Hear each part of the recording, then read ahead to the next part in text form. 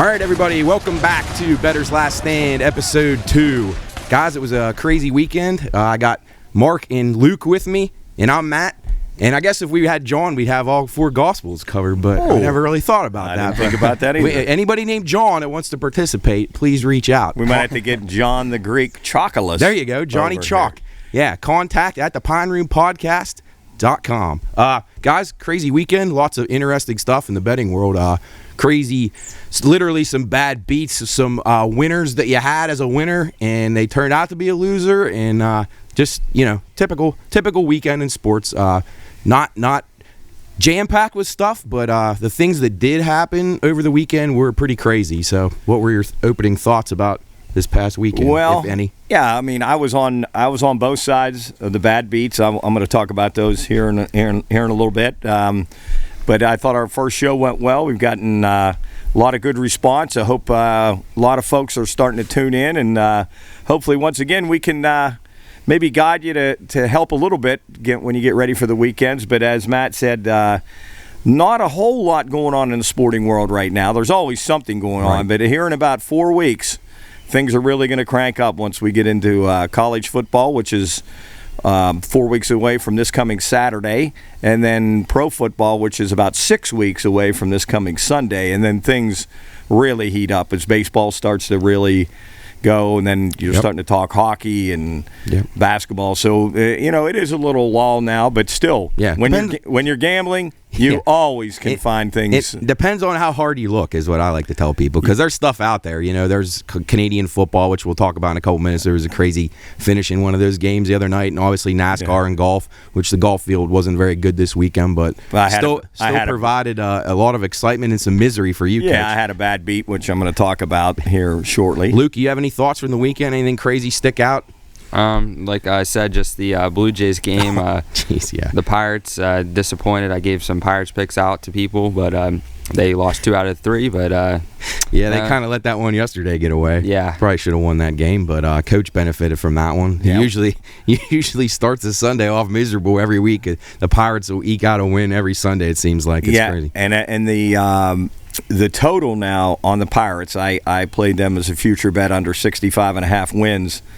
The future bet now is 66. Yeah. After losing 2 out, it was all the way up to 70, 71. It got pretty high, but after come back to having a chance now. Yeah, and I look at them now as going to struggle a little bit. Well, and then they got another week. When's the trade deadline's the 1st of August or 30th of July, whatever it is coming up here any day. Yeah, they just traded Vogelbach, Quintana, who's been our best starter, is looking to go. It's going to be a fire sale here for Quintana's the talk of Quintana going now. Yeah, he's going to go for sure. Yeah, and Bednar. Bednar to the Yankees is looking good right now. Oh, really? Yeah. It's incredible. Just give every guy they have to the Yankees. I don't know. I don't get it. I just don't get it. Pirates, and people keep rooting for them. I know you're diehard Pirate fans will never give up on them, but it's just very, very difficult to root for them when these things are going to continue to happen over and over and over. And endless cycle. It never really stops. Yes. So anyway, but fun weekend again. I had a couple of tough beats. That golf one was really bad. Tell them about that one. Yeah, and golf, I play a lot of golf matchups, one-on-one, head-to-head matchups, which I really enjoy, because the fun thing about golf matchups, if you play a whole tournament, it's 4 days, and things are a roller coaster. One day the guy's shooting well, next day he's struggling a little bit. Depends on a lot of weather issues too in golf, which affect the outcome, obviously. But I had Maverick McNeely over Adam Hadwin, and Hadwin actually started out well on day 1, and then he really struggled, and McNeely played well on days 2 and 3, and part of day 4, and actually had taken control of that matchup for me, and actually was up 4 strokes on the last day, 4 strokes, and McNeely was playing fairly well, and Hadwin was just in the clubhouse, and he was up 4 strokes on 17. Now I obviously, we talked about the kiss of death and never saying it's a sure winner. Yeah. But, odds are if he pars out even bogeys, I'm going to win. Right. He takes a bogey on 17, so I'm still 3 strokes up. and going into a par 5. A par 5 is usually nowadays these guys, they don't birdie a par 5. It's there's a bad hole for them. Yeah, and he takes a 9 on the very last hole of the whole event. He took a 9, a quadruple bogey on 18. On 18, and took a 9. And I lost by 2 strokes. That's really almost impossible. Yeah, it's unbelievable. So that was one that didn't work out well for me. And then you could have never had the other side where you had Adam Hadwin. Never. And he's already in a clubhouse, and I would have had an L next to that one. So that one hurt. And then the baseball game yesterday, the Braves and the Mets, the Padres and the Mets. I love the matchup, Musgrove against Carrasco. That total was 7.5. You're cruising, and you said it earlier. See, that's the factor that you got to really consider when you play these totals is the bullpens. Yeah, absolutely. And it was nothing through 5, right? Just cruising along. And ironically, actually, the Padres have a pretty what people consider to be a very strong bullpen. Yeah, and the Mets have been better this year. And it's through 1-0 through 5.5. Yeah. Then the Mets get 5 in the bottom of the fifth, or bottom of the 6th, and 3 in the bottom of the 7th, and that was the end of that over. It kind of makes you more inclined to consider. I know I have started to is betting the first 5s. Because you take the bullpen out of it, it really does help a lot. It's no guarantee, obviously, but people out there, if you don't know what that is, first half lines in baseball is your first 5 complete innings. So you'll see, like in the game that Coach was just talking about there, at a 7.5 total. The first 5 likely would be 3.5, 4, somewhere in there. And if he had that way, he would have had a winner. But it's hard to. There's no perfect way to do it. So Musgrove was cruising through. It looked like he could have won like 7 or 8 good innings. Yeah, and they always take him out in the 5th. It's crazy. I heard Leo Mazzoni on the old pitching coach for the Braves the other day on a radio show, just going off about these guys getting taken out of the game. And it's unbelievable. He said it's just no wonder none of these young pitchers ever develop and especially in certain systems or with certain clubs. But he said the best experience these guys can get is working out of jams. And as soon as it's not even a rally. Like you get a guy on first base that says, "Oh, you got to take him out." Here we go. I don't really, and I know the analytics and again I realize that has got to be part of the game. But you're taking out the managing. You're taking out all the years and years and years of people playing baseball the correct way, and you're going with numbers. If you just use analytics, and Coach, you being an old successful baseball coach, basically anybody could manage your team then. If you're going to be by the book and you do it the same every time, every single club does the same thing. It could be, a champ could sit there and say, okay, this book, it says to do this here. I got to do it here. That's all they would do. And it's sad, actually, but yeah. It's all numbers. It's all numbers. But, Luke, we were talking off the set before we started about your weekend. And another thing, folks, that you can bet in baseball also is a scoreless first inning. And you would think that that's pretty simple, that most teams used don't. To be. Impossible. Yeah, it's most teams don't score. I'm telling you, Luke, what happened to you? Well, I gave them out, and then I had the Rockies, and who did they play? I forget who they played, but the Rockies were playing the Brewers, if I remember correctly. Yes, and we got it out the first half inning, and then of course Kristen Yelich leads off with a triple at the bottom of the first. Yeah. And that was in Milwaukee too, so you figure you might have a shot. They usually play pretty low-scoring games in that park. Yeah. So. Why not a double? You got you got a shot. Triple, you're pretty much done. Unless you're the Pirates and they can't get a guy in with nobody out on third. But baseball is just so frustrating. And there's so many ways you can lose, and you like Coach said, you're cruising along. You probably have the right side. You identified an under. You're looking good, and then here comes some jackass out of the bullpen, and he can't get anybody out. And it's perplexing. It's frustrating. And but the good news for you guys, this football's around the corner, and your misery can be focused on another sport here before too long. But I was on the good side of and you wanted to talk about that. You wanted to hit on that on the NASCAR. I do a lot of NASCAR. You play more top 5, top 10 finishes and long shot winners. Yeah. I like the matchups, and I don't know. I just like matchups. I know you play matchups too, but I play a lot of matchups. I was actually 2-0 yesterday in matchups. Were you? Yeah, those 2 that I gave on the Pine Room Picks on our Instagram. So Jubb puts out that awesome graphic, and thanks again to Jubb. He's been working his butt off this entire week. He's sitting back here right now filming us behind the glass. Job, say hi to all these viewers who love you hi, at home. Everybody. Yeah, so he's always working. So even when you see just the three of us here, he's hard at work behind the scenes. So he'll be back hosting the show tomorrow, so you guys can listen up for that. But back to what you were saying there, Coach, about your NASCAR matchups and how those turned out for you. Yeah, before we hit that, I know Jubbs. He's an MMA guy. He follows the MMA, so he'll be getting in his groove here with the MMA. You getting pumped for that, Jubb? Job? I lost a bet this weekend. Guy blew his knee out. I saw that. I saw that. That was great. Yeah. So anyway, back to the NASCAR. Once again, I bet matchup. So it's obviously a matchup is who finishes higher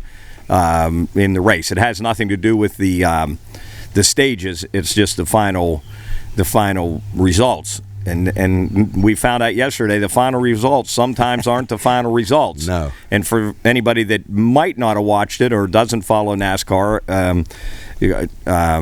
Denny Hamlin was declared the winner, and Kyle Busch ran second, and Chase Elliott finished third. Now let Matt expand on this a little bit. But what I had Elliott to beat Denny Hamlin in a matchup, and I had him also to beat Kyle Busch. So I had those marked as a loser because, Hamlin already took his victory lap with his daughter in the car.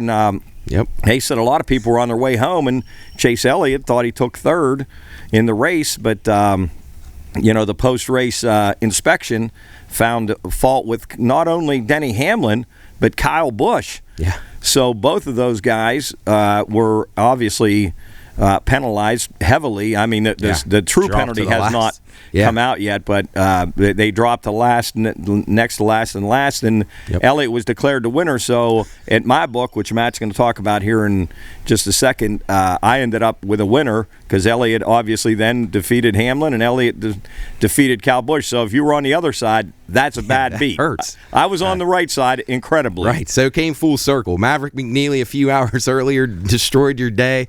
The Marlins come back for you, and then you got a little bit of luck there with the NASCAR late, and then that crazy ending to the CFL game that we actually were in good shape, but the posted number, for those of you who didn't see that, the Toronto and Saskatchewan game, which I had given out on one of my Pine Room picks as an over 46.5.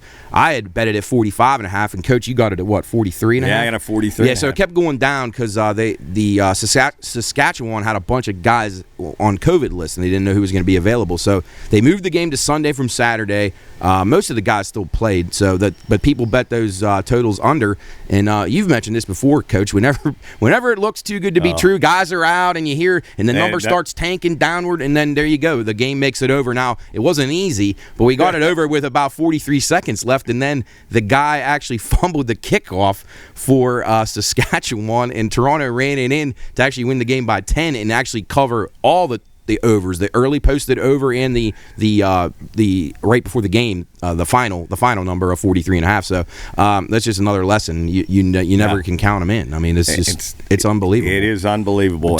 It's truly amazing. Between that and the NASCAR, and just back to that. So people at home who are listening or watching this, you may not understand this or be aware of it, and a lot of people aren't. It's one of the most common things that we get asked about, or people have a misconception that the rules are always the same at every book, and they're absolutely not. So I urge you, whatever app you bet on, or if you're betting in person, or wherever you're at, check your house rules, find out how your sports pay out during situations like that NASCAR. Where I work, ours states clearly in there that it's the results after the hour after the post-race inspection. So you have 1 hour. They do the inspection, and there's 1 hour. So at the end of that hour, once those post-race inspection results are declared official, then we go with the winner of that. So in our case yesterday, and Champ was a beneficiary of it, he had a Chase Elliott ticket in his pocket, and he thought it was going to be a loser, and he ended up cashing out today and put some money in his pocket. So and I know plenty of books out there that still paid Denny Hamlin. So, and like Coach said, he was fortunate that his was following the post-race inspection guidelines, and that's something that NASCAR is really cracking down on. You'll be anxious to see how these guys, if they get their crew chief suspended and things like that, because it sounds like it was a pretty severe infraction. And I read this morning, first time since 1960, a guy got his win taken away for disqualification. Wow. And all it was, I guess, was they had some kind of I don't know if it was, I don't know what kind. They said a substance. There was a substance where it shouldn't have been on both cars. And for those of you who don't follow NASCAR, Kyle Busch and Denny Hamlin are teammates. They both race for the old ball coach, Joe Gibbs, old Redskins coach. He owns a race team. They're a really good team, and those guys both. So something was out on them. They were trying to get something by. It looked like, I don't really know enough about, but those new cars, they're trying to make them even, and it's actually made for a pretty interesting season. But yeah, so pay attention to your house rules in every sport, because there's always different things. Golf, NASCAR, tennis. You got so many different things about people withdrawing. Coach knows that every week in golf, you know, there's a big difference between a guy that starts, tees off, and withdraws, or a guy that pulls out right before. So there's always things out there you should be checking on. Don't ever assume. If you have questions about it or you can't find house rules, I mean, we'll be happy to help you out.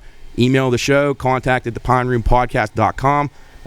We can try to help you anyway. If you're got questions about anything like that, we'll be happy to help. Yeah, just to clarify on that NASCAR thing, it said Cup Series Managing Director Brad Morin told reporters, including Fox Bob Pockrass, that there was an extra material on the front fascia on the cars, which affected the aerodynamics of the car, that it warranted disqualification. Okay. So that just didn't happen to appear. On both cars. Yes, that didn't happen to appear. So somebody got caught, and somebody's going to pay the price. So because they're not going to let that go away easily, so that doesn't happen again. But that's again another fun weekend of stories, and every weekend has its own set of stories about how betting, you know, changes, how the ups and downs of betting, the things that happen even when the event's over. So pay attention till the end. Don't ever write a W by your game or an L by your game until it's officially over, because I've scratched out a couple of W's and put an L beside it incredibly. And very rarely the other way. But don't throw your tickets away either. If you're not betting on an app, keep them until you're absolutely certain. Keep them for an extra day or so. You just never know. I've seen guys come into line, try to cash a ticket that they thought was a winner that they quit paying attention to, that turned out to be a loser. And I've seen guys throw away winners time and time again and have to file for lost ticket claims. So hang on to your tickets. You never know. So yeah, and we talked last week just some betting lingo, and I think for the average bettor or the people that are tuning in that really don't know much about betting, that might want to bet a little bit, we're not trying to get too deep into gambling, but just try to give you an overall, just an overall idea of some of the basics of gambling, to keep it fun and so that you're knowledgeable on what you're doing. And we hit on a few last week, like bad beats and the juice and point spread and totals, over-unders. And we maybe just a few, Matt, we could hit on just, again, some basics. I think one that is a very common play that I think there's a big misconception, that people think it's very easy, is a teaser. And they call it a teaser because it teases you, because you think, man, if I can get an extra 6 points in football, or I can get an extra, you can even buy up to 12 points. There's pleaser teasers. They're everywhere now. You're seeing them across. People keep adding. Yeah, and you get basketball if you can get an extra 4 points. Right. I mean, people think that's easy, to pick a 4-team teaser. And a lot of times, honestly, the teaser points don't even factor in. They don't. Number one rule, this is across bookmakers across the world will tell you this: don't ever tease a basketball game. No. It's just not going to help you. You're actually taking a chance of winning less, because you're taking points, like Coach just said, that don't ever really matter. Football, there's a good case to be made. You can put together a strong 2 or 3 team teaser card that you think is pretty strong. Like he said, it's not something that's gonna definitely turn out to be winners. I mean, you're paying. What you're doing in a teaser is if the team you like is -6, you can tease that team down. You can tease usually 6, 6.5, 7. Some places you'll have 6.5, 7, 7.5. For football games. 3-team teasers at some books, you'll be able to tease 10 points. And then Mark just mentioned those 12 and 13-point sweetheart teasers that they have at a lot of places now that are popping up. You're basically changing your line. You're saying, okay, I was -6, I'm going to tease it down to pick.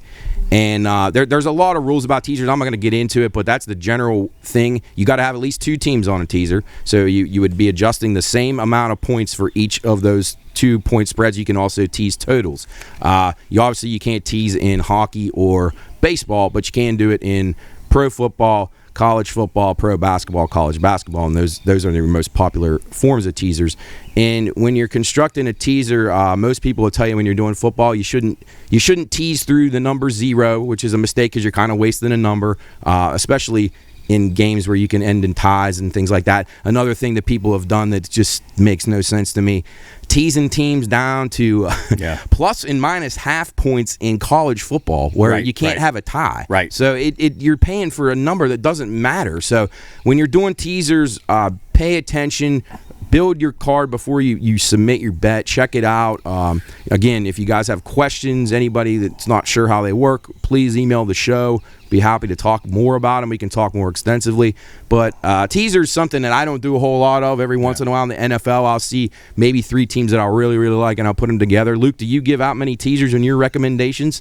No, but I think people do it. Now, your dad likes playing those, doesn't he? Yeah, he loves a sweetheart teaser. Yeah, Sweetheart. Well, you think, how many of those does he cash? Because he's getting 13 extra points, and it still can't somehow come. He was hot there for a while with them, then it just went completely cold. Because the part that's dumb is the people that do NBA. Because a team can be up by 20 at half, and they can get beat by 30 in the second half. You don't want to mess with that. You definitely don't want to do that stuff. And a perfect example, we haven't really said, but I'll give you one. West Virginia is getting 6.5. It might have moved to 7 at some books. Yeah, 7s. Yep. So if you take West Virginia on a teaser, you'll be getting 13 points if you're getting 7. And you're talking about that first game against Pitt, right? Correct. Yeah. I'm sorry. Yes, against Pitt. And then if you take Pitt on a teaser, then you would tease Pitt down to -1. Right.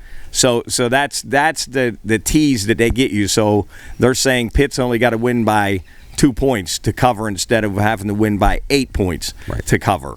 So that's how they get you, and then you can tease it both ways. Also, you can tease up and down, try to hit in the middle, tease up and down, and you always got to have a second team too. So keep that in mind. You can't just tease a single game. Now I will say nowadays with the way that the offerings have changed so much in the industry, you basically can do one team tease. You can basically pick your spread on pretty much most apps if you want to give less, take more points, however you want to do it. Alternate spreads have become huge, and you can kind of build teasers. Your own hybrid type teasers that I would call them, so where you can have a team. So you could say, all right, I want, like Mark said, you tease in West Virginia up to 13 or whatever you're getting your number at, but you could actually go higher than that. You can tease them to 10, even though that's technically not a teaser. So if you're going to a sports book, don't ask for that. You're going to want to call that an alternate point spread, and you can pair those up with different kind of bets, money lines and other types of things. And you actually don't even have to put them with anything else. You can do them solo. So it's always interesting to see how many different books continue to add the alternate point spreads as they're becoming huge. But teasers, an option for people out there if you're not sure about somebody, if you're not sure about the team, if you really like them or you'd like to have a few more points, experiment a little bit with it. And like I said, if you guys have questions, please email the show. We'll be happy to talk about it. Another thing I thought was an important mention for people, and you'll hear us talk about it, is hedging. And most of the time you're looking at hedging, and you have opportunities at hedging now that you never had before with live betting. So if you're going to hedge, you're basically kind of getting off a position that you had before the game. So if you have a team that's laying 7 points and you see in game that things are going to where you're thinking you're in pretty good shape there, or you're the other side, you're in bad shape. You can hedge. You can get out of the position. You can say, well, I'm going to try to hit this in between to the number that I originally played it at, and then where it is now on the live spread. So you also have the opportunity to play the other team there too. So you're looking at, you have so many different hedging opportunities, and we can get more into those definitely in futures hedging too. When you're down to, you bet a team to make the Final Four, and there's so many teams left in there that it's down to now, and then you can say, all right, well, I got Alabama to make the playoff.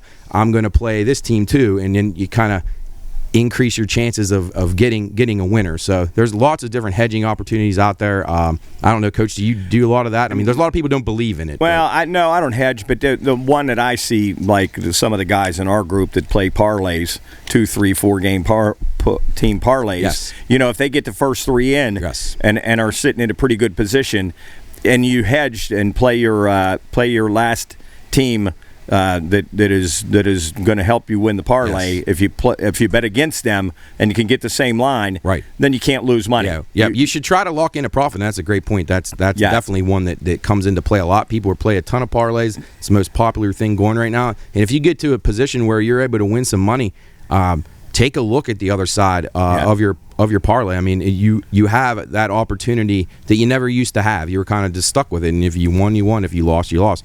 So take a look. I think personally, hedging is a good thing. It depends on what you're trying to do and how much you can win. Obviously, if you're going to win $10, you may not want to do it. But if you got several hundred on the line, that it makes a lot of sense to try to lock a profit in. Yes, absolutely. But some guys get greedy and don't hedge, and then they end up saying, "Why in the hell didn't I hedge? I could have broke even or made even a little bit of money." There was a guy a couple of years ago. If you remember when the Blues won the Stanley Cup, he was from St. Louis, and he bet, I don't even remember if it was $1,000 or whatever it was, but he was going to win like life-changing money. And the whole time, people were like, "Listen, you're lined up to win like $125,000 or something like that, crazy amount of money." And people were having him interviewed on shows and saying like, "Are you going to hedge?" Like when it was down to like 4 teams left in the Stanley Cup, and he had the big ticket, like start throwing some money on these other teams plus money to win these series. He was not doing it. He wouldn't do it the whole time, and he ended up lucking out. Now, I would have advised against it. I would have been hammered. I'd have figured out a way to come up with $10,000 to bet on the Bruins or something. Because then you're locked in. You're going to walk away with money in your pocket. I think he could have probably found out a way to get probably another $50,000 that he would have at the least had. And then if the Blues win. So anyway, hedging is definitely a big topic for discussion, and we'll talk more about it on the show. But I think and Jared has just walked in the house, and Jared is a total bettor, but he does not like to play unders.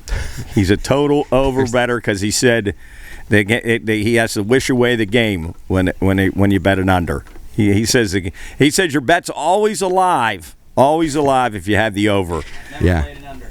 Yeah. I've talked you into a few, and they always turn out well. Yeah. And we're gonna talk. What are we talking today, Matt? Yeah, we got big time. Everybody will be interested to hear what we think about the Mountaineers. Yeah, I can't wait to hear Luke's analysis on the Mounties and the Big 12, and then we're going to talk about the really, really difficult AFC West, which features probably the 4 best teams in one division in the entire NFL. Yes. So we're going to take a quick break, and we'll be back with the Big 12. You are listening to Bettor's Last Stand.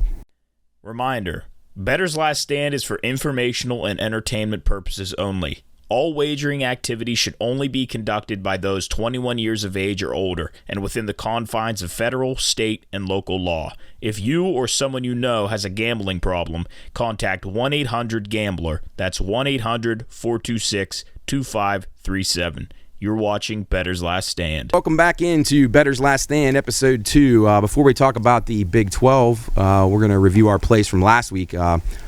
Some of you already texted us, emailed us, let us know that you jumped on some of our plays from last week. Just highlighting, I liked Oregon State in the Pac-12 to go over their win total. So go out there and try to find it. Try to find 5.5. If you had to get a 6, try to stay away from the 6.5 if you can. If you feel really good about it, go ahead and bet it. I do like them quite a bit. Luke, you gave out Stanford last week? I love Stanford over 4.5. Over 4.5, and Coach, you liked the Bruins, right? Yeah, and if you can get the Bruins at 8, that'd be really good. I'd really, really like it at 8. But 8.5, I'm still confident. But that's, obviously they put those numbers there for a reason. And, and it'll probably come down to the end. But anyway, that was so that we're going to give out our best pick in each conference each week. So those were our Pac-12. Now I'm going to put together a sheet that we'll eventually start posting on social media when we start tracking these things, that you can follow along at home and see what we recommended and how we're doing. Some of those bets like that, they're not going to be finished until late winter, but once we get rolling here, we may be giving out stuff that'll happen a little bit sooner. And I know a lot of people don't like to tie their money up into those types long season bets. So I'd say part of your bankroll, take a few, maybe the 2 or 3 best ones that you like, football or college or pro, and then bet those. I wouldn't recommend tying up every dime you have in it, because then you don't have anything to sit here and lose on a Saturday or Sunday here in the Pine Room like we do. But so good luck to everybody. You can obviously go back and check out the last show, and we're going to get the spreadsheets and some graphics each week. Thanks to Job. He does a great job. Jarrett does awesome on social media putting our stuff up. So we're happy about that, and we'll continue to grow the show, hopefully, and hopefully we can provide a few winners for people.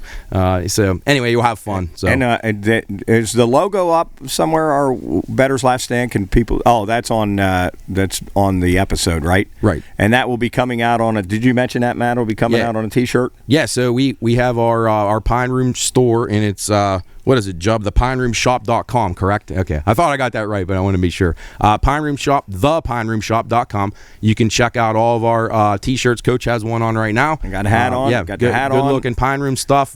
Bettor's Last Stand's going to have their stuff on there here, I think today. So when you watch this or listen, next time check out our store. If you haven't got anything yet, come check us out. We got a big show down at River City on Friday. The Pine Room Podcast guys, all of us will be down there for a live Italian festival post-game show, I guess, so to speak, 7:30 to 9. So come check us out there. Get your Pine Room gear. Come out, drink, eat, have fun with us down there.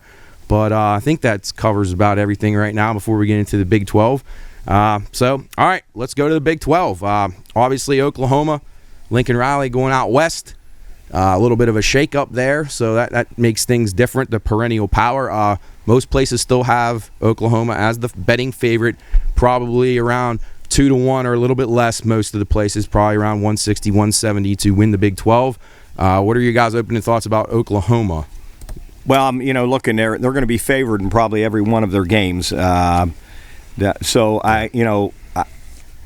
I'm not sold on them over 9.5 wins, even though I think they're going to be very good. But looking at their schedule, I mean, they've got some tough games in the Big 12. But I don't know. I mean, they got Texas. That's the Red River Shootout, obviously. Yep. At Nebraska, that's not going to be easy for them. That's the third week. Scott Frost, major hot seat right now. He needs a big signature win, or he's going to be gone here real quick. Yes, they have to go to Iowa State. That won't be easy. They come to our beloved Mountaineers, which I don't know. We'll talk a little bit about the Mountaineers here shortly. And, they got to play Oklahoma State. So I'm not sold on them over 9.5. I'm staying away from that total. I'm not sold on Oklahoma.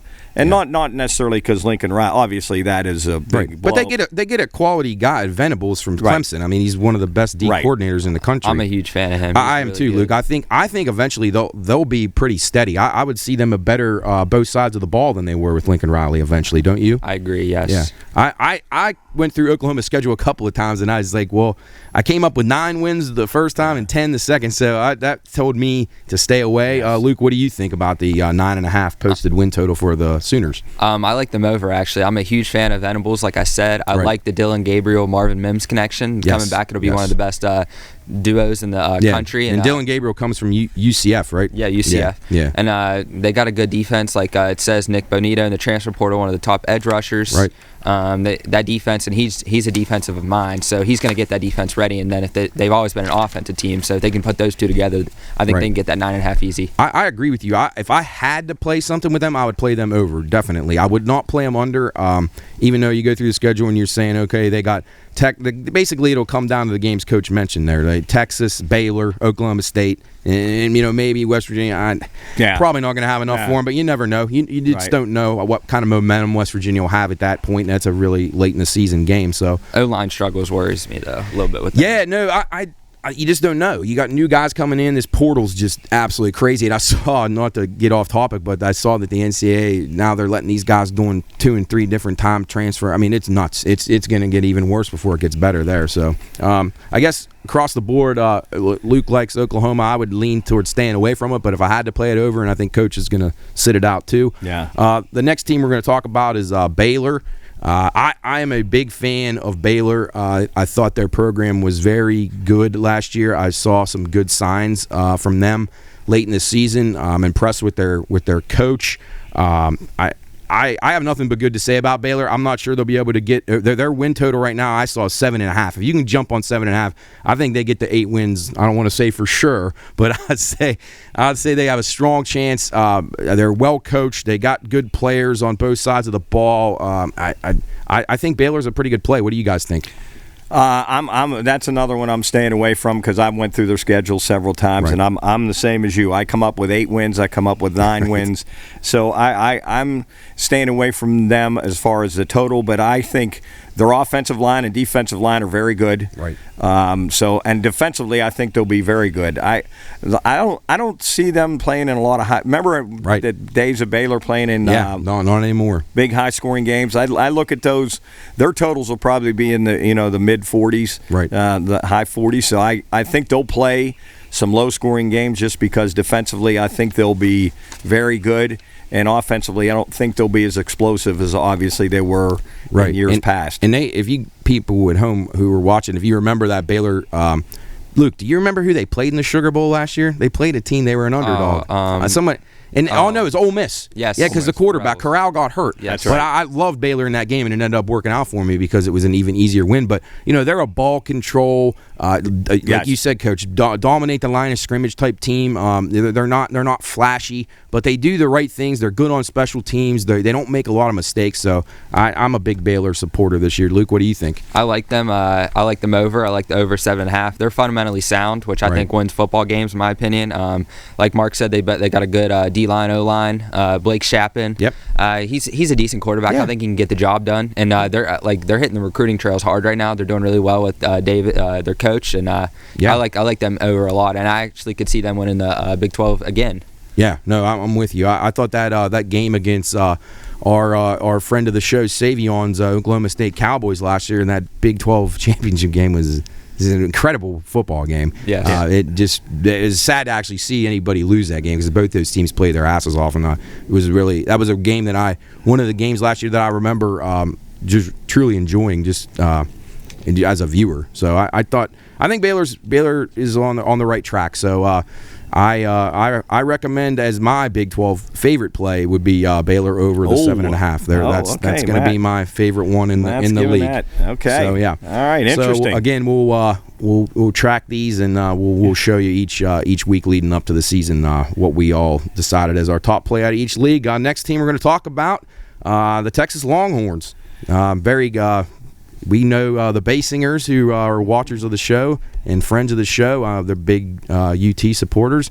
I'm not sure if you talked to them at all, Coach, about what they think about the Horns this year. But, with Sark in his second year, I think people were expecting some big things out of them. Yeah, I mean, obviously the Bays are very partial. Everything they own is burnt orange. Burnt orange, yes. He actually had a truck that was burnt orange. Has all the license plates, all their gear.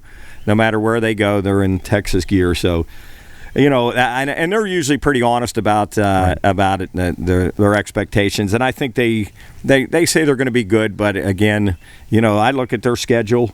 And I see them. I like Texas under that total a little bit, under the 8 total. I know Bay will probably not be happy with me, but I look at their schedule and it's, they got a pretty tough road schedule. They got to go to Texas Tech. They got to go to Oklahoma State. They get that Alabama game 2 also. Right. Oh yeah. and then they got to go to Kansas State, which Luke, you're one of you guys are on Kansas State. Yeah. We'll talk about that. So I don't know. I don't think that. And first of all, folks, always remember everybody plays 12 games. So if you're talking, 8 or 9 wins, you're losing. You have to lose 3 or 4. Obviously, I mean that's elementary to say, but I'm just saying some people might think that some teams might play 11 games.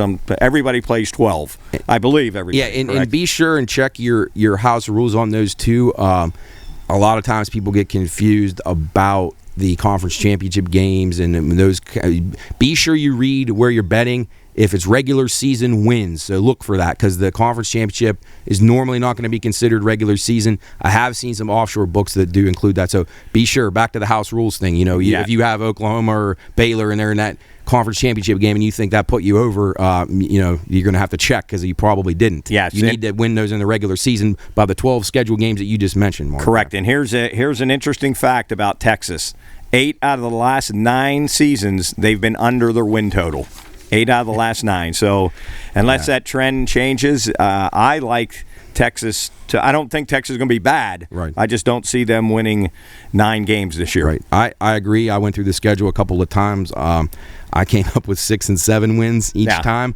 Their schedule, like Mark said, is not easy. I mean, they got Louisiana Monroe. They'll win that game, and then they play Alabama, and then they play a team, UT San Antonio, who's probably the best team in their conference, and they're well coached, and they got a lot of upperclassmen. I mean, I'm not saying they're going to beat Texas, but they could hang around in that game.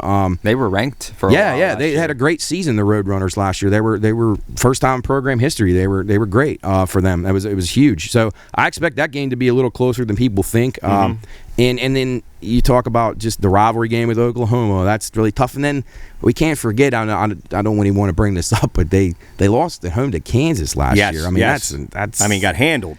Yeah, so anyway, I think there's a lot of talent at Texas. In my opinion, this is just my opinion, but I think college football is actually better when Texas is good. Yes. They're such a huge following, and it really is exciting when the Longhorns are good. So, Luke, what do you think about the Horns? I think they'll push here. I think they'll finish 8-4. I believe in the offense with Quinn Ewers transferring over from Ohio State. We forget about him. He was the highest rated quarterback ever out of high school. He's got Xavier Worthy to throw to, and Bijan Robinson, who's a Heisman hopeful. Yes, Bijan Robinson's legit. But really good. This defense, just no. Too many holes. Bad. Yeah, they gotta come up with some answers on defense. It's gonna be like USC. They're gonna have to put 60 up to win every week. Yeah, and I think they're 5-7 against the spread last year. I expect a similar type season, middle of the pack. I agree with Luke. I think they could. I think the best they get to is about 8. Yeah, I would say. So. I agree with that. I'm not going to bet it, but I'm not either, because the talent is there enough that they catch lightning, they could knock some people off and make some noise, and they got good players. So yes. I think the Longhorns will be somebody that probably a year from now we're talking about them. We should be talking about them in Oklahoma to be the top 2 teams in the league. I would expect. Next team discuss TCU. Now it's crazy. TCU, and I can't remember the last time I looked at this team and Gary Patterson wasn't the coach. Right. I think he was there for 17, 18 years. So it's really, really strange to see. But Sonny Dykes, legendary coach in his own right, he's been around a lot of schools in Texas throughout his career. So he's proven he's doing a good job recruiting wise from what I've read. So any thoughts on TCU from you guys? How do you think the Horned Frogs shape up against the 6.5 total wins? Luke, your feelings? I'm gonna take them under just because I don't know enough about them yet with Sonny Dykes coming in. I don't know. They're gonna lose some games with a new coach and all that. I like them under. Yeah, no, and I just looked at my notes. Gary Patterson was there 21 seasons. 21 seasons. Yeah, so and they were sort of an enigma for me betting throughout the years. They were very difficult for me to bet. Hard to get a read on, weren't they? Hard to get a read on. You just couldn't figure them out. And again, I don't know as much about them as I usually do. This year, I do look at their schedule, and I don't see them winning. I can't see them winning 7 games. Maybe 6. I came up with 5 on when I went through it. But again, you're going to have some coin flip games. Maybe they're a little better than we expect, and they knock off SMU or West Virginia on the road. That's what they're going to need to do, I think, to get over the total, because they do have some of their more difficult games, I guess, at home. But I don't know. It's this league. There's a lot. Once you get past the top couple teams, I kind of have these Kansas State, TCU. Yes. Although I do like Kansas State a little better, but kind of on the same level. Yes, absolutely. You guys remember Taj Boyd? Who went I there? do. Yeah. Yes. So the next team, Luke, you got any thoughts on TCU? Under. No. Yeah, under. Yeah, Coach, you going under or sit that one out? I would probably play it under, but I'm not going to. I wouldn't recommend it either. I just don't know enough about the team. They got too many new dynamics with Sonny Dykes coming in. I mean, he's been a good coach, but this is the big time now. So it'll take him a couple of years. Tough league, and so we'll keep an eye on the Horned Frogs. Nothing major out of any of us here on them. Next team to talk about, K-State. Luke, lead us off with them because I know you kind of are high on them, aren't you? Deuce Vaughn. Yes. Deuce Vaughn is. I actually saw something today. He's projected to be the second leading rusher in the country behind Central Michigan's running back. I really like Kansas State over 6.5.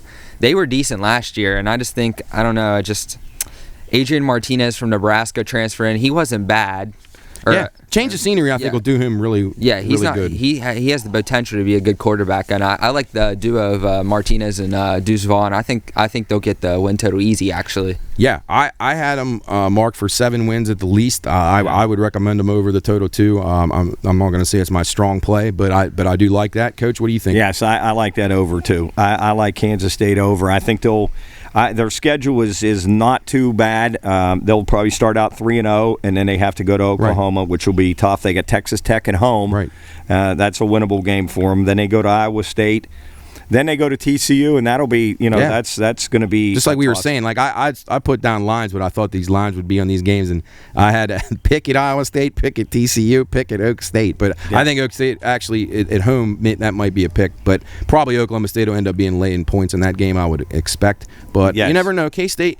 They could start out the season 4-1. I mean, and when they go to Iowa State, they have those 3 games they should win at the beginning. Like you said, coach Oklahoma, and then Tech at home. So that'd be a team I think that Chris Kleiman, I think, is the coach. Yeah, I think he's pretty good. I kind of saw some signs, like I was saying out of Baylor, that I thought Kansas State was a pretty decent cover team last year. They just seem to hang in games, They just I don't know, for whatever reason it seemed like if I was against or on them or against them, it was always right around the cover number either way. So I would expect an improvement from the boys in Manhattan this year. All right, up next, the Mountaineers. Yes. Job, what do you think about the Mountaineers? Let's get your take, being a homebred Mountaineer. Yeah, you're asking the wrong guy here. Hey, here's what I'll ask you. What was the name of the Mountaineer this year? You guys met her. You don't remember? Sorry, I didn't mean to put you on the spot. Yeah, well, I'm going to ad-lib my voice in there. So I'll think of it. I'll think of it. And Coach will get it eventually. Jarrett, do you remember? No. Damn you guys! She ended up really being cool. She was really neat. She shot off the gun. It was pretty cool. I actually saw her at that. I think she was at that TBT game last night. I thought I saw her in the background. Yeah, for Best Virginia. I thought it is amazing how many events she attends. Yeah, she has a scheduler obviously because she couldn't do it. And she's always on the go. Every home. What was it? Every home basketball, football, baseball.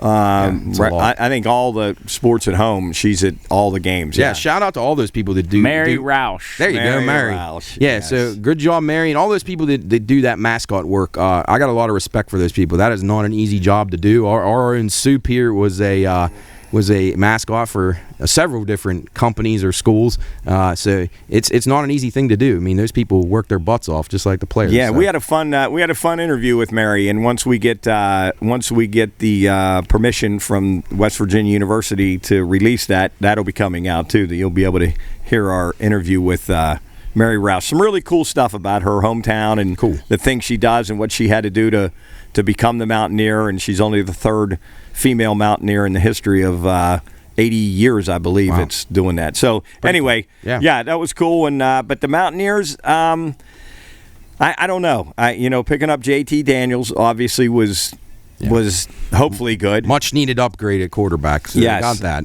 Yes, and I think he's got some receivers. He obviously got a transfer from Clemson. Lynn J. Dixon. I think he got kicked out of West Virginia, if I'm not mistaken. Yes, I'm pretty positive. All right, Lynn J. Really? Yes. I did not see that. There you go. Yeah. See, Luke, good. Breaking news with Luke. Lynn J. Dixon, former Clemson running back. Because he was like a 5-star out of high school, and he went there, and he played for Dabo, but he couldn't stay out of trouble at Clemson, and then came to West Virginia and then had immediate problems. Yeah, okay. Well, that's good update there. But Luke, JT Daniels, though, and I think Graham Harrell, is he going to be the O coordinator for the Mountaineers this year, I believe? Yes.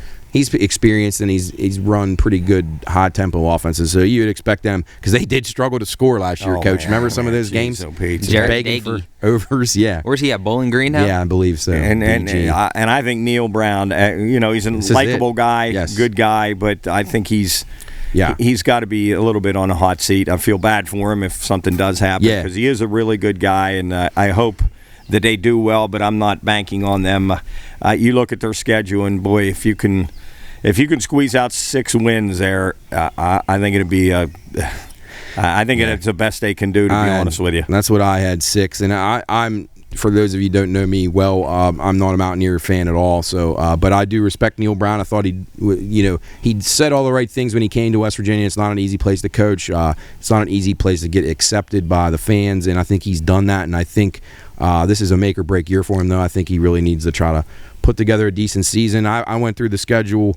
I came up with 6, even with JT Daniels. Luke, what are you seeing? I think they'll actually get it. I think they'll beat Pitt and Vautech. I love them against Pitt. I think they'll beat both of them. I'm not sold on JT Daniels. I wasn't sold on him in Georgia. Right. Also with just Stenson Ben starting over him, he was a walk-on. So and JT Daniels was a 5-star out of high school. But I think they'll get the win total because it's low. But I'm not sold on the Mountaineers. I thought their beginning of the season, I think you could see some momentum and some excitement. I think they could start out 4-0. I know it's not going to be easy at Pitt, at VT, but Virginia Tech's not what they once were, and Pitt has got a lot of holes to replace, and then that whatever the hell the new field's called, not Heinz Field anymore, but the insurance agency. But I think there'll be more Mountaineer fans there than Pitt. I agree. I think they'll rock that place, and I expect them to win that game outright. Obviously, those Pitt and Virginia Tech, Luke, as you say, I think those are the 2 critical games to determine if they're going to get over the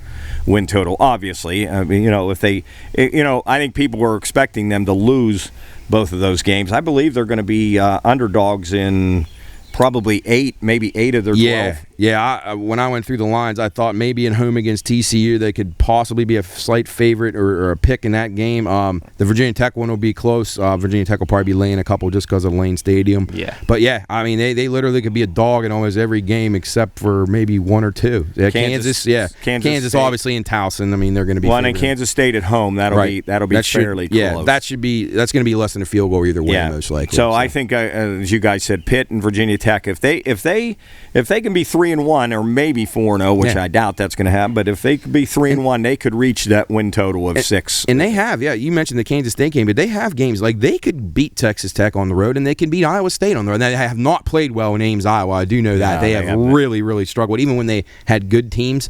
But Iowa State, to me, that's another team we can talk about here in a moment. If you guys don't have anything else to talk about with the Mountaineers, but I would lean to the over. Yes, I agree. Lean to the over a little bit. And Luke, I'm with you. Lean if they, and I like them against. I already bet them actually. I already bet them against Pitt. What number did you? 6.5. 6.5. Okay. Yeah, and I bet them early, and I think it's it's up to 7 now. Yeah, most places.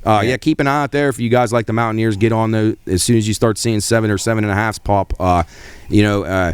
Try to get that if you can. And if you can find 5.5 on the win total, we recommend. Luke, what do you think? Do you think they can get over 5.5? I do. I do. Okay, so we're all kind of in sync on that. We don't love it, but we think they should be able to get to 6. Yes. It seems like. So we got 3 more teams to talk about here in the Big 12. In any of those, I real quick, I just want to touch on Iowa State. We don't have to go in depth on too much, but I felt like Iowa State's year to win last year. I agree. And I think Matt Campbell's feeling some serious pressure right now. It was a really bad season for them, and their cupboard is kind of bare. They lost a lot of upperclassmen. I was never a believer in them anyway last year, and I'm even less of a believer this year. I agree. I'm way down on Iowa State. I agree 100% with that. I'm losing Purdy and Breece Hall, down on them. But I do believe Matt Campbell is a good coach. I do too. I just think last year's serious disappointment. He needs to show something and bounce back heavy this year. If I was to bet that, I would take them under the total. Yes. I would take Iowa State. Yeah, they're around 6.5, I believe. Yes, is their win total, yes. So. I think it's plus money. Under's the plus money. Go for it. Lock in on that plus money. You guys got any thoughts? Obviously, Kansas is a favorite of the Pine Room. And I'm going to be honest, and this is going to be a weird play because Nick and my buddy Nick and I were for some odd reason we became adopted Jayhawk fans. Yeah, I'm gonna surprise Nick with a couple of Jayhawk souvenirs this year, but I'm gonna play them over their win total. I think it. And you seeing 2.5? Yes, okay. I think their coach is very good. They they were in a lot of games last year. They weren't like as bad as their record. They got the big win against Texas. I mean, they showed some signs. You're right. And now, if you look down their schedule, it's not obviously they should beat Tennessee Tech. I mean, they should beat Duke. Yeah, a mess. Right. So there's two. If they can. Well, they get Iowa State at home, where I was just talking about. I'm not high on them. TCU at home. I mean, I don't know. Yeah. Then they got Oklahoma State and Texas at home. Texas is going to be one payback, but that's no guarantee. I don't know. They could probably win a game at Texas Tech. So they're gonna, and at West Virginia, who knows? I mean, who knows how West Virginia's going to be? So, that's going to be my Big 12 play of the year. Oh my. Okay, my under total, and Jarrett's over there. He's shaking his head. I don't know. Flying Jayhawks. Jayhawks flying over. Now I'm sending this out to my buddy Nick. Nick, I'm playing this total over 2.5, and we'll be rooting and doing the Jayhawk chop every week. Hey, I want to say that I remember Nick saying that he bet the Jayhawks to win the Big 12 also. You're not going to go that far, are you, Coach? I think 300 to 1. So if you like that, throw $5 on it. Then you can hedge out of it. But Nick makes some incredibly crazy wagers. That one might be the craziest one. He believes. Luke, what do you think about the Jayhawks? Come on, Luke, get with us. They're going to beat Tennessee Tech, but I could also see them as Kansas just dropping that game. Yeah, that's true. I mean, I don't think Houston's anything special this year. They're not as good. And is it hard to play at Houston? I mean, and they're going to be getting about 17 points in that game probably. Houston's Dana Holgorsen is expected to be very good. I don't see it, but anyway. I had Kansas at 2, which with 5 hinge games though that could easily. So if I was going to recommend, I would play over because I feel like they have 2 guaranteed wins. All they need to do is win one more game. One more. And we saw last year how unpredictable this league is. Yes. And it's not good enough, the league all the way down through the conference, that you're saying, there's so many games they can't win. I'd give them a chance in at least 5 more games. So anyway, I would recommend the over 2.5. I think they'll beat Texas Tech. I think Texas Tech is the worst team actually in the Big 12. Yeah, no, and that's where we're going to go next. That's the last team we haven't talked about. I do. They kind of were a mess last year. They had coaching issues. I mean, they've had a lot of program problems. So I don't see much out of Texas Tech at all. I agree, Luke. I would say if I had to pick team to finish last, it would probably be them. I'm with you guys on them. Jarrett, what's your Big 12 over-under pick? Kansas. Oh, yeah. All right. Jarrett's on the Jayhawks. Mountaineers over. Jarrett says Mountaineers over. All right, so let's recap our. I like Baylor. I like Baylor over their win total. I also would consider, if you find a good enough number out there, take a little shot at Baylor to win the Big 12. I think they can get to the championship game again this year. So I like those two. Coach, you're a Jayhawk. I'm on the Jayhawks. I'm on the Jayhawks. Over 2.5 wins. I'm going to ride them. And Luke, you're on K-State Wildcats. That's your best one? That's my over. Okay, so over 6.5. Okay. Yes. All right, so those are our Big 12 plays. We're going to take a break here and then talk some NFL with the AFC West here on Bettor's Last Stand. Reminder, Bettor's Last Stand is for informational and entertainment purposes only. All wagering activity should only be conducted by those 21 years of age or older and within the confines of federal, state, and local law. If you or someone you know has a gambling problem, contact 1-800-GAMBLER. That's 1-800-426-2537. You're watching Bettor's Last Stand. All right, welcome back to Bettor's Last Stand, Episode 2. We're going to talk a little NFL. AFC West is our main focus today. We did the NFC West last week. We just highlighting the plays. And again, we're going to put these up on social, and I'm going to try to have some tracking sheets and things like that people can see them if they don't remember them or catch the show every time or whatever when we're giving them out. But I liked, for my NFC West play last week, I was very big on Elijah Mitchell, the running back for the 49ers, to go over his rushing total. should be around 900 yards or so. I saw a couple 895s out there too. So take a look around for that. I also thought maybe throw a few bucks on him to lead the league in rushing was a decent play. So, Coach, what was your play last week? So you're gonna if you're in a fantasy league, you're gonna take Elijah Mitchell. I like him a lot. As soon as you can get him. Yes, absolutely. That's under the radar because now guys will be listening. They're gonna steal him from you. Exactly. Maybe you'll I already know that. That always happens. Maybe you'll get the first pick. No, if you had a third pick, you'll think you get somebody. I got to right figure out I'm going to keep this year. Yeah. Oh well, fantasy. We'll get into that later. Yeah, we're going to talk a little fantasy later on in one of the episodes. But I took the Cardinals under their win total, which I believe was 9. Yeah. So I'm gonna play them under their win total. I don't think they're going to be as good as everybody says they're going to be. Kyler Murray with the big contract. We talked about him last week. I don't see him being the superstar that consistently that everybody's making him out to be. Yeah. So I like the Cardinals under their win total of 9. I agree with that one. Luke? I had Seattle over 5.5. I like them a lot. Seahawks. Pete Carroll. Yes. And hopefully you don't have to use Geno Smith, or your bet will be up in flames quick. Go Mountaineers. Yeah, Geno. Anyway, let's get back to what we're going to talk about today, the AFC West. This division, I just reading through this stuff for these teams, this is a really tough division. I mean, these are great teams here. One of them might turn out to suck with injuries and stuff, but on paper, every one of these teams you could probably make a case for. I would say the least likely winner would be maybe Denver or I almost said Oakland, but Vegas. But I mean, I don't know. If anything goes wrong for any of these teams, the Chiefs are replacing a bunch. They lose Hill. I mean, so many things going on in this division, and we're going to talk about the Broncos first. They obviously had the big offseason acquisition of Russell Wilson, which immediately makes him a contender. Like him or not, he makes plays. He keeps the team in games.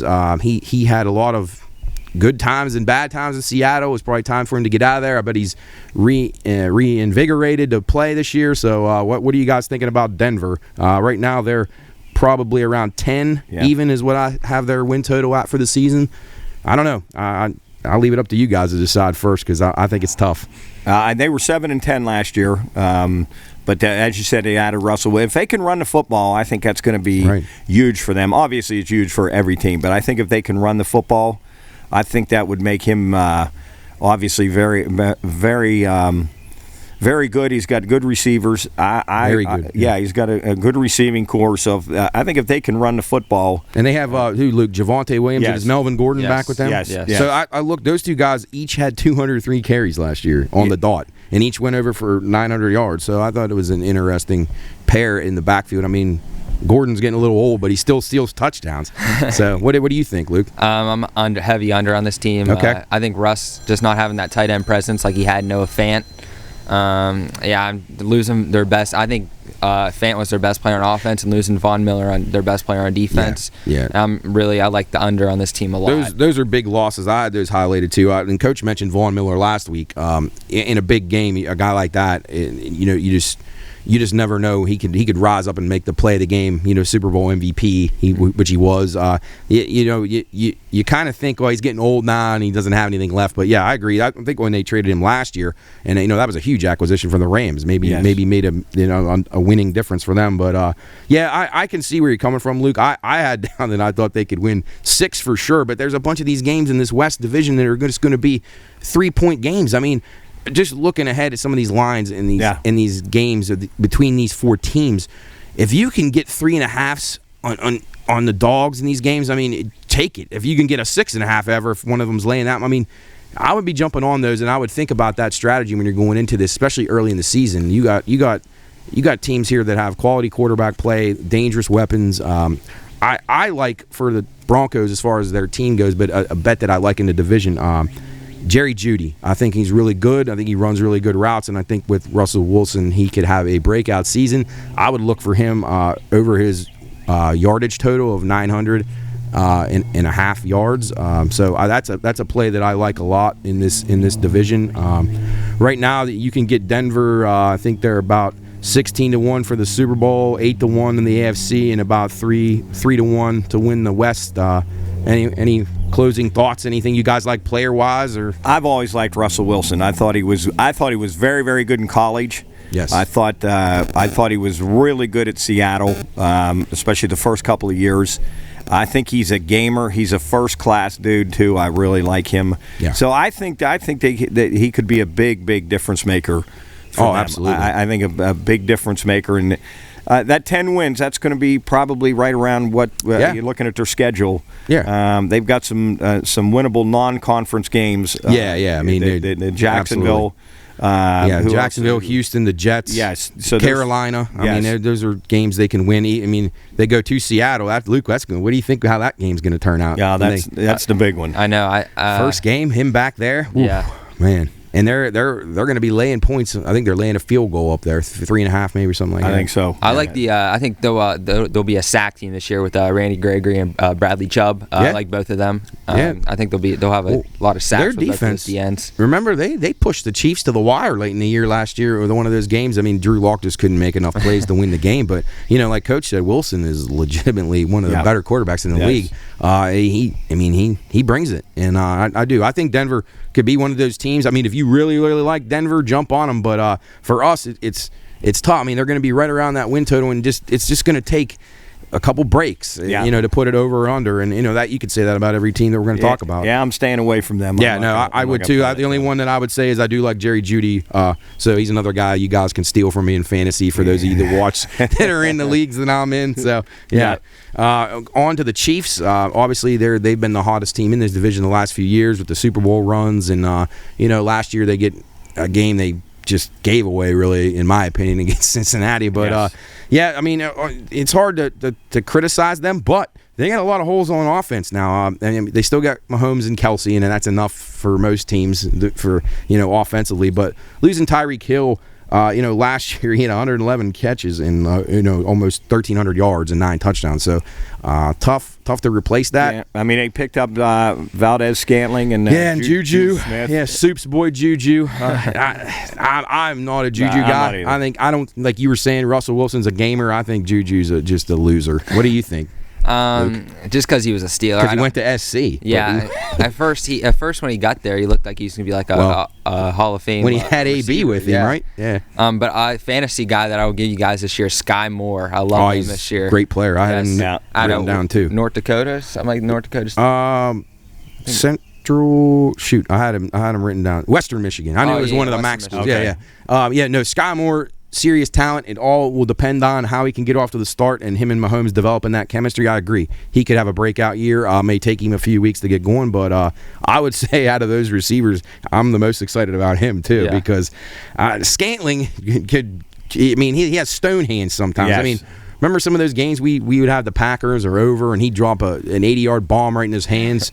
A lot of speed on that team. Yeah, he does. And Mecole Hardman, a guy who I loved out of college, he's just never turned into a great player. I like him. He's fast. He can make plays, but he's just never been a great receiver, route runner, whatever. But I think from a player standpoint, and in this division, I found it so hard to pick over win totals of the 10.5 or the Chiefs.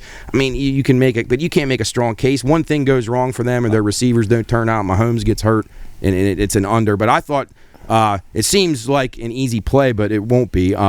Just Travis Kelce's volume, you would figure, especially in the early games with this new receiving core, his volume is going to go up even higher. So I do like him, his yardage and his receptions over for the season. And I'm going to play the over the total in their games, like over their point total. Right. I think their defense struggles. Their secondary is not very good at all. They lost Honey Badger. Yeah, it's a big loss. So they could give up a lot of points, but obviously with Mahomes and I know you're not sold on the receivers, but I still think they'll could develop. I mean, they'll still score some points. So Luke, I look at them to be over those probably 52s, 53s. Probably they're going to have a lot of those. Yeah, 50 in the low 50s. So I'm going to look to play the Chiefs over their total a lot each week. Yeah, and their game lines each week. Yeah, yes. I agree. I think I don't think you can ever discredit Mahomes enough. I mean, he can carry a team. He's legitimately that good. His talent is something we haven't seen in the NFL in a long time, or ever probably. So, Luke, what do you think? I like their over, just because it's the Chiefs and it's Mahomes. Yeah, and Andy Reid's a good coach. I mean, losing the Honey Badger, but they did pick up Eric Reid in that position, who I like out of Houston. You just didn't hear about him a lot because he was at Houston. But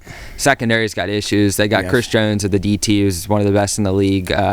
Defense is going to be an issue. Yeah, and they drafted that McDuffie kid in the first round. Was he a first-round pick, I think? Yeah, out of Washington. He's supposedly going to be good, but they're going to need him to be good. Because, these teams like the Chiefs, if they can get one or two rookies to pan out, then that's a huge help for them. Because, they're not able to get guys as free agency as much as some of the other teams. Their O-line is unbelievable, though. It's a major upgrade, I agree. So then they needed it after the Super Bowl 2 years ago when he ran for his life every play. But so Chiefs, I like Kelsey's. I think he'll rack up the catches and yards. Coach likes the game totals over each week. I think it's a great play. Now Luke's pretty good with the over on the wins at 10.5. So I can agree with all that stuff. I think there's a good case to be made for everything we like for the Chiefs. But you never know how it's going to shake out. One injury can derail everything. Absolutely. So, on to the Las Vegas Raiders. People were excited about this team. I mean, they bring Davante Adams in, reunite him with Carr. It's again, how do you narrow these teams down in this division? Yeah. It's just everywhere you look. You got quality. You got Josh McDaniels taking over as the coach. How is he going to do again? He didn't do very well the first time in Denver. Opening thoughts on the Raiders, guys? Strong running game. I like the running game. Josh Jacobs. Josh Jacobs is a bull. He's also in a contract year, which I had written down, which is also a key thing. Guys usually perform well during those. Yes, so I think they'll be able to run the football, and I think Derek Carr is really good. I think he's really good. And adding Davante Adams, they could be a sleeper in that division. Look at those weapons they got. Like that. I like their win total over. I think they'll be over 8.5 wins. I like that a lot. There's an outside shot. I don't know how it would break down mathematically, but you could make a case that almost all these teams will have a winning record in this division. But, it will be tough. Likely not to happen, but, Luke, what do you think? Look at the weapons they got. Jeez. I know. I like them over a lot. I think Darren Waller's going to have a really big year this year. Yeah, and then Renfro had a breakout year last year, and then you got, like we just said, Jacobs and Davante Adams. Chandler Jones on the defensive side of the ball, too. Huge acquisition. But O-line, Richie Incognito just retired the other day. That nut. He seems like a guy that Jubb would like. Richie Incognito. Yeah. He's a little, he's a little crazy at parties. Yeah, he's had his share of issues. Yeah, in Jubb, your boy Donald Penn no longer with the Raiders. I know that hurt you, but you are a Raiders fan still, correct? Yeah, very much so. Well, you just got a new shirt. I got my new shirt. Tuscan Raiders. Tuscan Raiders. Yeah, go Tuscan Raiders. Yeah. They could beat Tuscan Raiders out in the desert where they play. Yeah. So, Raiders, to me, I went through their schedule. I could come up with anywhere between 7 and 9 wins for them. Yeah. They're not a terrible bet. They're almost 7-1 to win the division. They could happen. That's not a bad bet. That would be worth throwing a few dollars on for them to win that division. Yeah. Again, obviously, injuries are a major factor. A break here or there are obviously major factors, but I like them to go over their win total and be in the hunt for that division. I really do. Yeah, and the excitement's real there. Their home field advantage, although a lot of people say the other team travels just as well to Vegas because it's a destination city. Well, but that's true. I think people will rally behind them like they did with the Golden Knights in hockey and kind of pack that place. I think if they start out well, but again, look, they start out at the Chargers. What a showdown that is. Yeah. But then they get Arizona, Tennessee, and then it's just there's no holes. They got Houston, Jacksonville, and then they play the Steelers late in the year. I don't know. They could start out 0-5. They could, or they could start out 4-1. Yeah. I don't know. So again, if you guys can tell, people listening at home, this division is obviously very tough. So I wouldn't be betting your Christmas bonus on this division. Unless you really have a strong opinion. But it's difficult, and it should be a fun division. Like Coach said, high-scoring games and great quarterback play. Yep. So speaking of great quarterbacks, Justin Herbert, L.A. Chargers, Knicks Chargers. If I had to pick, I think I might take them to be the team with the highest upside here. They lost some tight games last year. Brandon Staley's got to get a little better at coaching. He messed up a lot with the analytical plays. Yeah. Just a lot of nightmarish finishes for them, and I think the talent's there. They're loaded. I'm a backer of the Chargers. What do you guys think? Yeah, Herbert was on my fantasy team, and he racked up the points, and I would love to have him again. You know, he's favored. I found this interesting, and I guess if I thought it through, I would know it, but he's favored to lead the league in touchdowns and passing yards wow. this year. So. Yeah, I think he's and they run a wide open offense, and I think he'll sling it all over the place. I like them too, Matt. I like the Chargers. I think they got a lot of upside. I think they could really, really be good. Luke, what are you thinking? I like the Chargers. The defense, Khalil Mack, Joey Bosa, J.C. Jackson they acquired from the Pats. I was reading through their defensive starters. I mean, they got a nice defense. I mean, they added some players, through the draft too that they have, and they bulked up a little on their offensive line. I mean, I think they could be really, really good. Yes. It could come down to coaching. And obviously Herbert, he looks like he could be a generational type quarterback. I was extremely impressed with him last year. And, what is the odds on them to win the division? The division, I have them around plus 225 right now. Second choice behind the Chiefs. 8-1 for the AFC. Super Bowl 14-1 in that range. And again, everybody, check your books. Look around for these numbers because these are going to be different depending on action. Some of these teams take a lot of action. The Raiders notoriously are a very, very popular public team. So you could find better numbers on teams based on that. You can find lower numbers on the Raiders at places that you don't want to have to bet because you definitely want to try to find the best value everywhere you look. So keep looking around for them. One note I had about the Chargers, Austin Eckler last year. I mean, he's a kind of a do-it-all guy. He catches the ball a ton. He runs it. He's a little small. He doesn't finish off in the end zone as far as on the ground goes. But I found it interesting. He had 12 touchdowns last year, and 8 of them were receiving touchdowns. Yes. So that's another thing too when you're looking through your bets and you bet Austin Eckler to rush for over 8.5 touchdowns, which is what his number is. They're kind of trying to trick you there because remember they're rushing touchdowns, so there will be a difference there if it's stated. So total touchdowns is what you would want to look for if you're looking for him because he doesn't bang it in on the ground because he's kind of a small guy. So just a piece of advice, just look out there, be sure you know what you're betting so you don't get suckered into something you don't want at the end of the year.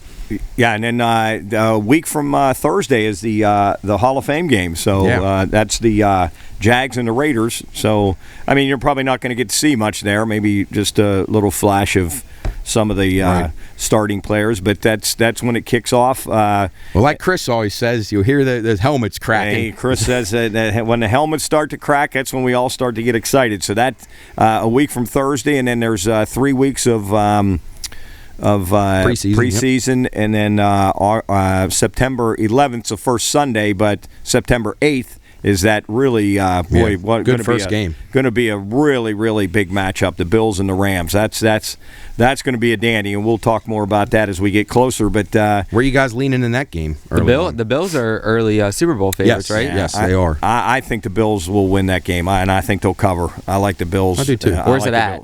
I think it's at LA, isn't it? I think it's at the Rams. Yes, I think it's at the Rams. So I would lean Buffalo too. I think Buffalo. They're a just a heartbreak away from the Super Bowl last year, or keep continuing to advance. They would have played Cincinnati, I guess. But that game was a great game against Kansas City last year. Those are the kind of games you want to see, and it did not disappoint. Guys, any closing thoughts? Anything else? Anything leading up this week? Obviously, we have a big show here for the Pine Room down at River City on Friday night, 7:30 to 9. Italian Festival post game. Come on down, hang out with us, meet the crew. Champ will be down there signing autographs or whatever he needs to be doing. He'll probably sing the anthem. Right. I told him yesterday he needs to learn the Italian one, but I don't think that's going to happen. But we'll have a good time. Thanks to all the people at River City, everything they've done for us. Thanks to Generations, who's been really, really good to us. We're going to do a lot more with them down the road. The special thanks to Luke and Matt down there. They've treated us just fantastically. Duggar supporting us from the beginning. Thanks to him. Check out Duggars anytime. DoorDash. We talk about it almost all the time on the podcast. The shop, Jub's hard at work. ThePineRoomShop.com. The store. Get on there. Get your Bettor's Last Stand stuff. Get your Pine Room podcast stuff. Lots of good stuff on there. Email us here at the show if you have anything that you think we should add in, recommendations, advice, things you want us to talk about, things you don't like, things you do like. You can tell us we're full of it.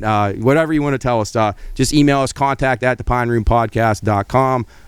Guys, it was really fun again. Yeah. And I look forward to doing this every week as we continue on towards football season. Yeah, and Jarrett's got his poll question now. Oh yeah. Check us out on Instagram too. Jubb, what's that Instagram? That's the at the Pine Room Podcast. Okay, Yeah. So check us out there. We're doing a lot of stuff. Jarrett just put a video up there. We got a poll for tomorrow's show. What's the question this I week? think it's something with dinosaurs, I believe. Yeah, so. but whoever's going to see this, it's going to be too late. Oh, yeah. Well, anyway, you'll listen into the show maybe about. I thought it was going to be what's his name's buried. Well, that's what I thought, but then Chris said maybe these young guys don't even know who he was. So who was it? Jimmy Hoffa. That's right, Jimmy Hoffa. Yeah, we're going to talk about him. He was buried in the old Meadowlands or something. Yeah, but a lot going on at the Pine Room. Yeah, check us out on the podcast. Tuesday record. We usually have it out Thursday. Jubb does an awesome job of that. So thanks to him again. Luke and Mark, thanks again. It was fun. Thank you. We'll do it again next week. We haven't decided on what we're going to do yet as far as division and conference, but I'm sure we'll talk about that right after this and get preparing for that next week. And until then, hope you enjoyed Bettor's Last Stand episode 2. Thanks for watching. Yep, take care, and we'll see you next week.